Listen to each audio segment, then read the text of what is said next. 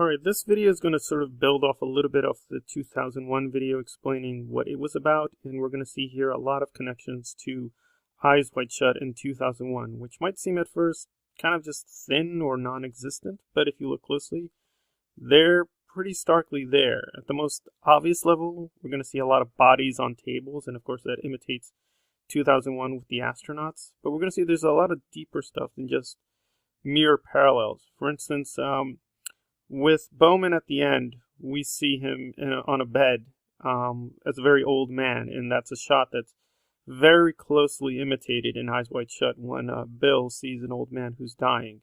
They're even composed very similarly. But aside from simple kind of imagery and plot details, there's also an interesting amount of kind of ideological and philosophical connections. Like most people take the ending as a very secular thing in terms of the Star Child, but it does have religious meanings, and I'm just going to concentrate on Judaism because, of course, Kubrick is Jewish, and so, of course, that's his background tradition, but he doesn't use it overtly, and so you have to watch it very, very close. So if you observe when Dave is eating, he has a glass, and you look closely, he breaks the glass by accident, and this is, even if you're Jewish, you know that this is a wedding tradition to break glass and say, Mazel Tov. Now, Dave doesn't do that whole ceremony, but it does seem like very clearly he's paralleling a Jewish ceremony. And in Eyes Wide Shut, even though none of the characters are overtly Jewish, he did admit, talking to his co-writer, that he wanted to make sure that Dr. Bill's last name would never be associated with Jews. So, again, there's another obvious coded message. And in the original novel, when we see that Bill is assaulted by these kids, in the original novel, it's supposed to be this anti-Semitic gang, and they're saying all these anti-Semitic slurs, and they just changed it a little bit in terms of the allegory. But there's obviously a very strange and interesting similarity and parallel.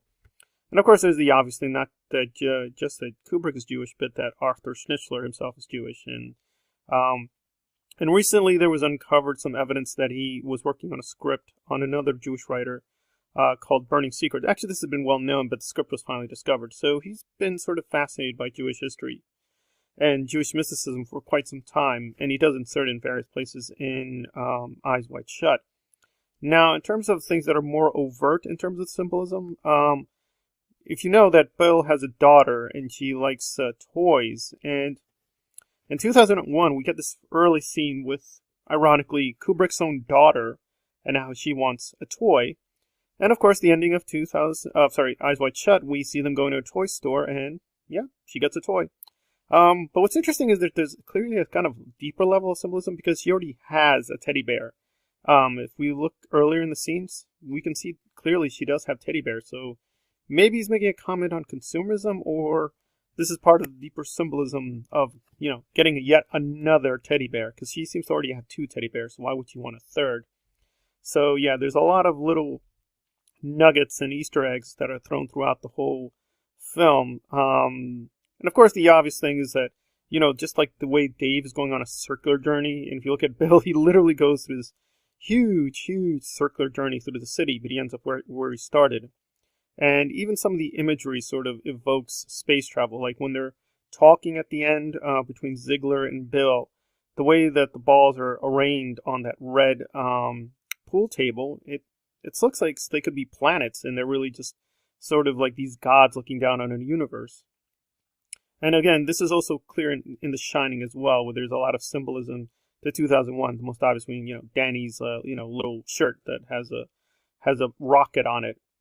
But again, so this whole fascination with the Star Child definitely continues after 2001. But in The Shining, I think it's much more simple. I mean, right, because the genres are much more closely linked together with horror and science fiction. But Eyes Wide Shut is usually termed a kind of erotic thriller, and people just aren't looking at it as if there could or should be parallels. And again, this is not from me. This is something that's been observed by Chion, who's a French scholar who looked at Kubrick. He recently died.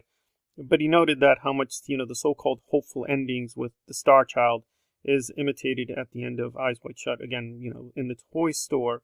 And he also makes a much more speculative argument, which I think is a little bit too far out there, that maybe the whole film is actually narrated from the daughter's point of view.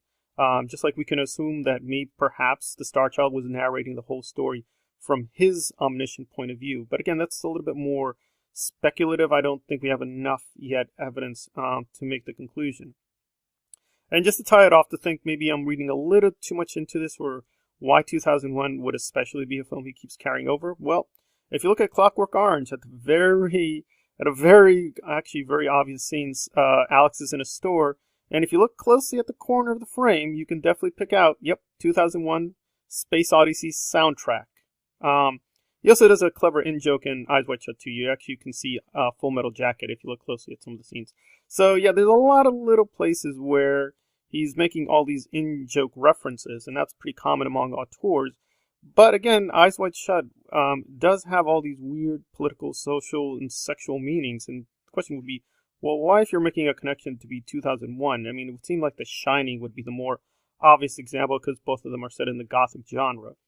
But again, I can't quite decipher what Eyes Wide Shut is ultimately about, but there definitely are these connections. So I'm just here to tease them out, and, people can look at them and agree or disagree, or see other ones, or see them a little bit less than I do. All right, this has been Kubrick Analyzed on the hidden connections between 2001 and Eyes Wide Shut. Kubrick Analyzed. If you like the content, please hit the like button and or subscribe. Kubrick Analyzed. Please be safe.